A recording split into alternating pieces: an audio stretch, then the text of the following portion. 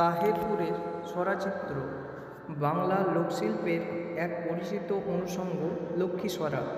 পূর্ববঙ্গে কোজাগরী লক্ষ্মী পূজাকে কেন্দ্র করেই লক্ষ্মীস্বরার উদ্ভব হয়েছিল।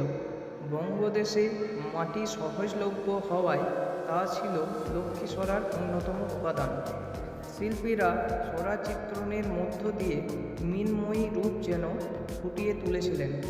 স্বরাচিত্র মৃন্ময়ী রূপ নয়, চিত্রকারী রূপের প্রতিফলন। আর চিত্রকারী রূপটি বঙ্গদেশে বহু প্রাচীনকাল থেকেই প্রচলিত ছিল। সেই প্রাচীন শিল্পধারাটির পরবর্তী রূপই হল স্বরাচিত্র। কালে সেই স্বরাচিত্রণ বা স্বরাপটি হয়ে উঠল বাঙালির অন্যতম লোকজ সম্পদ। আঞ্চলিকতা ভেদে লক্ষ্মীস্বরায় 3টি, 5টি এবং 7টি পুতুল আঁকা হয়। পশ্চিমবঙ্গের নদিয়া জেলার তাহেরপুরের 3 পুতলি স্বরা সাদা, নীল ও লাল পার্শ্বদৃশ্যের ওপর উপস্থাপিত হয়। লক্ষ্মীদেবী পদ্মের ওপর সুখাসনে বসে থাকেন।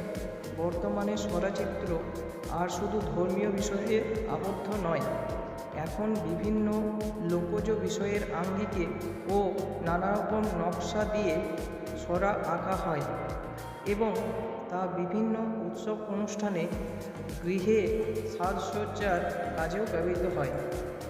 রামকৃষ্ণ লীলায় ষোড়শী পূজা এক অনন্য স্থান অধিকার করে রয়েছে। সেই অনুপম ঘটনায় এখানে রাজু পালের স্বরাচিত্রণের শৈলীতে চিত্রিত হয়েছে।